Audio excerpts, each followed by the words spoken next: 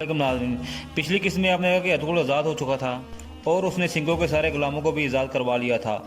इस किस्त के आगाज़ में वो सब भाग रहे थे। एक जगह पहुंचकर वो रुक जाते हैं।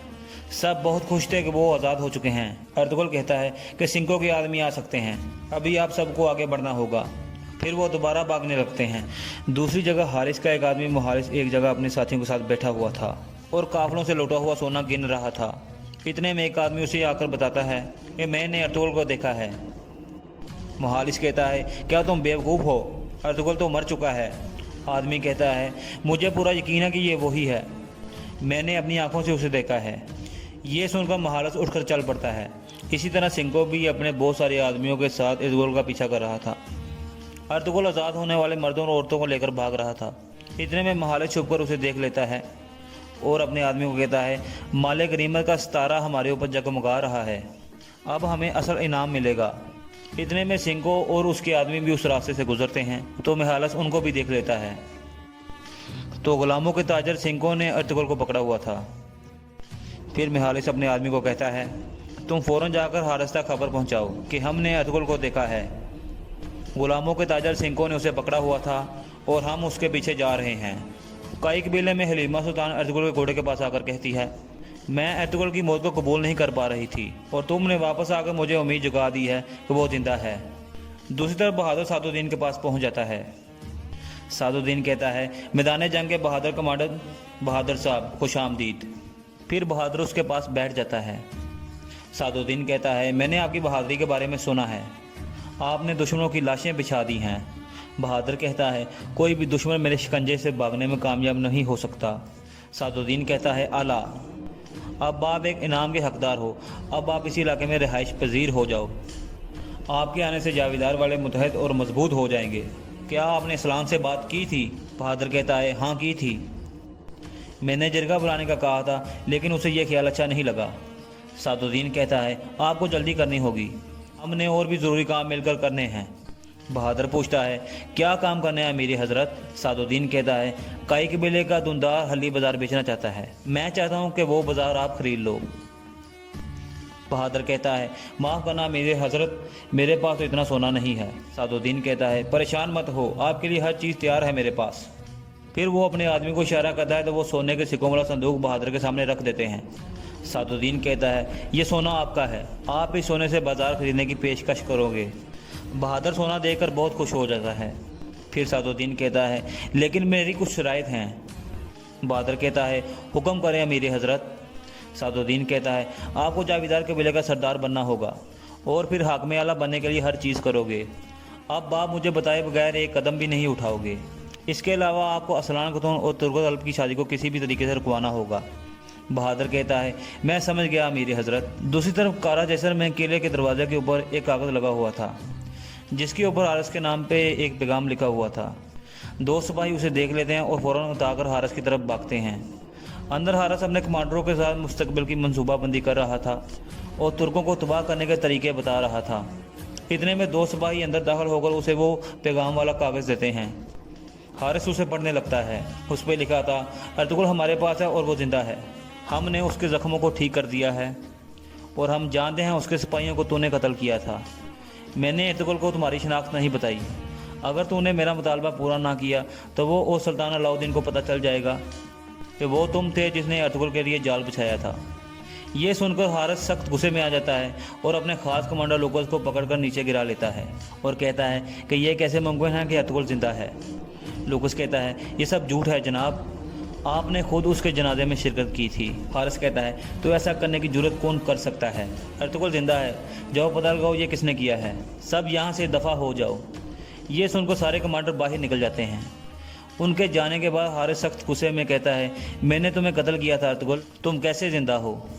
दूसरी तरफ अर्तुगरुल और बाकी लोग एक नहर के पास पहुँच गए थे। सब पानी पीने लगते हैं और कहते हैं, हम बहुत थक चुके हैं, हमें कुछ आराम कर लेना चाहिए। अर्तुगरुल कहता है कि आराम करना बहुत ख़तरनाक होगा, जल्दी करो, हमें आगे बढ़ना होगा। दूसरी तरफ हारिस का आदमी मुहालिस भी अपने आदमियों के साथ उनकी तरफ तेज़ी से बढ़ रहा था और दूसरी तरफ सिंघो भी अपने आदमियों के साथ आ रहा था। पानी पीने के बाद अर्तुगरुल और बाकी लोग आगे बढ़ने लगते हैं। हरली बाज़ार में एक आदमी हकीम अर्तुगरुल से मिलता है जो खुफिया अल्फाज में अपनी शनाख्त करवाता है। फिर वो दोनों गले मिलते हैं। اس کے بعد وہ آدمی حکیم ارطغرل کو خط دیتے ہوئے کہتا ہے یہ ارت صاحب نے آپ کی طرف بھیجا ہے، اللہ آپ کی مدد فرمائے۔ خط دے کر وہ چلا جاتا ہے۔ پھر حکیم ارطغرل خط پڑھنے لگتا ہے۔ اس میں لکھا تھا ہم نے ارطغرل صاحب کے بارے میں سنا ہے، اس علاقے کے بارے میں ہمیں کچھ اہم معلومات ملی ہیں، آپ کائی قبیلے کا خیال رکھو اور انہیں اپنے مقصد سے مت ہلنے دینا، میں بھی جلد وہاں آؤں گا۔ خط پڑھنے کے بعد حکیم ارطغرل کہتا ہے کہ لازمی کوئی اہم مسئلہ ہے جس کے لیے ارطغرل صاحب یہاں آنے والے ہیں، خدا خیر کرے۔ اسی دوران سعد الدین بھی حلی بازار پہنچ چکا تھا اور دندار سے پوچھتا ہے کیا تم نے بازار کے بارے میں بات کی تھی؟ دندار کہتا ہے ہاں، میں نے والدہ اور بھابھی کے ساتھ مشورہ کیا تھا، وہ حارث کو بازار نہیں بیچنا چاہتے، لیکن ہم جرگہ بلا رہے ہیں اور آخری فیصلہ وہی ہوگا۔ سعد الدین کہتا ہے اگر آپ بازار بیچنا چاہو تو اور بھی خریدار آ سکتے ہیں۔ دندار کہتا ہے میں سوچ رہا ہوں کہ ہم بازار بیچ کر یہاں کیا کریں گے۔ سعد الدین کہتا ہے کیا اس علاقے میں رہنا ضروری ہے؟ آپ اپنے بھائی سنگرتن اور گندوزگوں کے پاس کیوں نہیں چلے جاتے؟ بازار بیچ کر جو آپ کو سونا حاصل ہوگا اسے آپ اپنے قبیلے کو خوشحال کر سکتے ہو اور پھر اپنے بھائیوں کی طرف ہجرت کر سکتے ہو۔ میں ایک آدمی کو جانتا ہوں جو آپ کو اس بازار کی قیمت دے سکتا ہے۔ دندار پوچھتا ہے کون ہے وہ؟ سعد الدین کہتا ہے جاندار صاحب کا بھائی بہادر، وہ ابھی جنگ سے واپس لوٹا ہے اور بہت سارا مال غنیمت ساتھ لایا ہے، اگر آپ چاہو تو بازار اسے بیچ سکتے ہو، وہ مسلمان بھی ہے۔ دندار کہتا ہے آپ صحیح کہہ رہے ہیں امیر حضرت، لیکن پہلے مجھے جرگے کے لوگوں کو منانا ہوگا۔ دوسری طرف لوکوس اندر آ کر حارث کو بتاتا ہے کہ مہالس نے ایک پیغام بھیجا ہے، اس نے اور اس کے آدمیوں نے ارطغرل کو دیکھا ہے اور وہ اس کے پیچھے ہیں۔ ارطغرل کو تاجر سنکوں نے زندہ رکھا ہوا تھا۔ حارث سخت غصے میں کہتا ہے فوراً ارطغرل کو میرے پاس لے کر آؤ، مجھے وہ مردہ یا زندہ چاہیے۔ یہ سن کر لوکوس باہر نکل جاتا ہے۔ اس کے جانے کے بعد حارث کہتا ہے تو تاجر سنکوں نے اس کو اپنے پاس رکھا ہوا تھا، منحوس ماریا، یہ کہہ کر وہ باہر کی طرف چل پڑتا ہے۔ دوسری طرف کائی قبیلے میں جرگہ شروع ہو جاتا ہے۔ دندار سب سے مخاطب ہو کر کہتا ہے آپ سب بازار کے حالات کے بارے میں جانتے ہیں، بازار ویران ہو چکا ہے اور قافلوں کو ڈاکوؤں سے بچانا ناممکن ہو گیا ہے، اس لیے میں نے فیصلہ کیا ہے کہ بازار کو بیچ دیا جائے۔ یہ سن کر کچھ لوگ اس فیصلے کی مخالفت کرتے ہیں جبکہ کچھ کہتے ہیں یہ صحیح فیصلہ ہے۔ پھر حکیم ارطغرل کہتا ہے یہ بازار ہم نے خون دے کر حاصل کیا تھا، آپ اس بات پر غور کریں۔ یہ سب سن کر جرگے کے لوگ اس کی بات پر رضامندی کا اظہار کرتے ہیں۔ پھر حلیمہ کہتی ہے بازار بیچنے کا مطلب ہے کہ ہم نے ارطغرل صاحب کے مقصد سے پیٹھ پھیر لی ہے۔ دندار کہتا ہے میں نے جو بھی کیا ہے قبیلے کی بہتری کے لیے کیا ہے، اگر میرا بھائی زندہ ہوتا تو وہ بھی ایسا ہی کرتا، بازار بیچ کر جو ہمیں سونا ملے گا اسے ہمارا قبیلہ بہت خوشحال ہو جائے گا۔ یہ سن کر جرگے کے لوگ رضامندی کا اظہار کرتے ہیں۔ پھر حائمہ خاتون بھی دندار کے فیصلے کو درست کہہ دیتی ہیں۔ ایک آدمی کہتا ہے بازار بیچ کر ہم یہاں کیا کریں گے؟ دندار کہتا ہے ہمارا یہاں رہنا ضروری نہیں ہے، اب وقت آ گیا ہے کہ کئی لوگوں کو دوبارہ متحد کیا جائے۔ بازار بیچنے کا میرا خیال ہے ہمیں سنگن تیکن اور گندوگلوں کے پاس چلا جانا چاہیے۔ یہ سن کر حائمہ خاتون اور سب لوگ چونک جاتے ہیں، سب لوگ شور مچاتے ہیں اور کہتے ہیں یہ ہمارا وطن ہے، ہم اسے کیسے چھوڑ سکتے ہیں۔ حلیمہ سلطان بھی بہت حیران تھی۔ دوسری طرف سنکو اور اس کے آدمی ارطغرل کے سامنے پہنچ جاتے ہیں۔ سنکو کہتا ہے تم کیا سمجھتے ہو کہ مجھ سے بھاگ جاؤ گے ارطغرل؟ تم میرے سب سے قیمتی غلام ہو، میں تمہیں نقصان نہیں پہنچانا چاہتا، اس لیے ہتھیار پھینک دو۔ ارطغرل کہتا ہے میں اس دنیا میں کسی کے سامنے ہتھیار نہیں ڈالوں گا۔ یہ سن کر سنکو اپنے آدمی کو کہتا ہے پکڑ دو اس کو۔ ارطغرل اپنے ساتھیوں کو کہتا ہے تم لوگ بھاگ جاؤ۔ پھر لڑائی شروع ہو جاتی ہے۔ دوسری طرف جرگہ جاری تھا۔ حکیم ارطغرل کہتا ہے اب یہ مسئلہ ارطغرل صاحب کے مقصد کا ہے، بازار بیچ کر ان زمینوں سے واپس جانا ارطغرل صاحب کے مقصد سے پیٹھ پھیرنے کے برابر ہے۔ یہ سن کر جرگے کے لوگ اس کی بات سے رضامندی کا اظہار کرتے ہیں۔ پھر حکیم ارطغرل کھڑا ہو کر کہتا ہے اب ہمیں ایک اور جرگہ بلانا ہوگا۔ یہ سن کر سب لوگ حیران ہو جاتے ہیں۔ حائمہ خاتون کھڑی ہو کر سب کو خاموش کراتی ہیں اور حکیم ارطغرل سے پوچھتی ہیں اس لیے ارطغرل صاحب؟ ارطغرل کہتا ہے نئے سردار کے انتخاب کے لیے، ہم نے دندار صاحب کو اس لیے متحد کیا تھا تاکہ یہ ارطغرل صاحب کے مقصد کو آگے بڑھا سکیں، لیکن اب یہ ان کے مقصد سے پیٹھ پھیرنا چاہتے ہیں، اس صورت میں ان کی سرداری جائز نہیں رہی۔ یہ سن کر دندار غصے میں کہتا ہے یہ آپ کیا کہہ رہے ہو ارطغرل صاحب؟ کیا آپ جرگے کے آدمیوں کے فیصلے پہ سوال اٹھا رہے ہیں؟ ارطغرل کہتا ہے میں نہیں بلکہ آپ ایسا کر رہے ہو دندار صاحب، آپ ارطغرل صاحب کے مقصد کے خلاف جا رہے ہو۔ پھر حائمہ خاتون کہتی ہیں چلے فرض کرے ہم نے جرگہ بلا لیا ہے، کیا آپ میں سے کوئی دندار کی جگہ سردار بننا چاہتا ہے؟ حکیم ارطغرل کہتا ہے ارطغرل صاحب کے مقصد کو آگے بڑھانے کے لیے میں اس قبیلے کا سردار بننا چاہتا ہوں۔ یہ سن کر سب لوگ حیران ہو کر کھڑے ہو جاتے ہیں۔ हाइमा खातून भी हैरान और परेशान हो जाती हैं। दूसरी तरफ लड़ाई जारी थी। इतने में महालस और उसके आदमी भी वहां पहुंच जाते हैं। सिंको और महालस के आदमी एक दूसरे को मार रहे थे। इसी दौरान अर्तुगरुल को बाजू में दर्द हो जाता है तो वो वहां से भागने को तरजीह देता है। अर्तुगरुल को भागते हुए देखकर महालस के आदमी उसके पीछे भागने लगते हैं, जबकि सिंको अपने आदमी को पीछे हटने को कहता है। दूसरी तरफ हकीम अर्तुग कहता है, अगर जिरगा ना बुलाया गया तो मैं इसको रवायात की खिलाफ वर्जी समझूंगा और अपने सिपाही और साथियों के साथ दुंदार साहब के हुक्म को नहीं मानूंगा।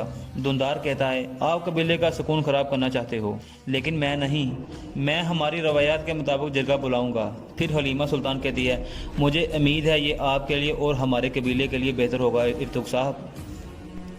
ये सुनकर दुंदार और हाइमा खातून हैरान हो जाते हैं।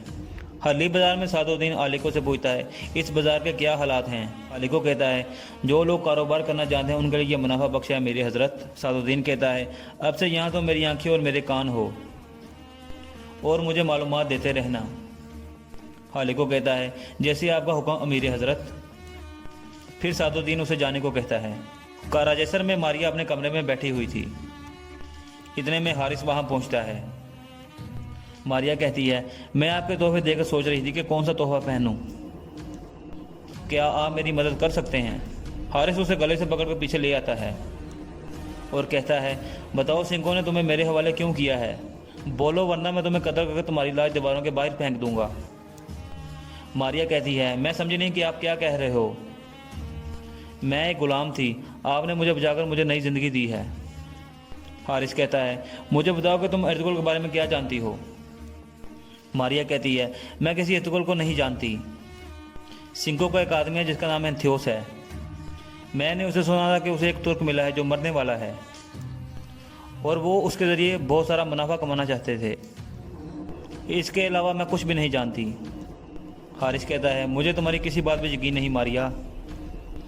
फिर हारिस उसे छोड़ देता है और उसे एक ज़ोरदार थप्पड़ मार देता है। मारिया गिरकर बेहोश हो जाती है। ये कहकर हारिस अपने सिपाही को बुलाकर कहता है, फ़ौरन डॉक्टर को बुलाओ। और यहाँ इस किस्त का इख्तिताम हो जाता है।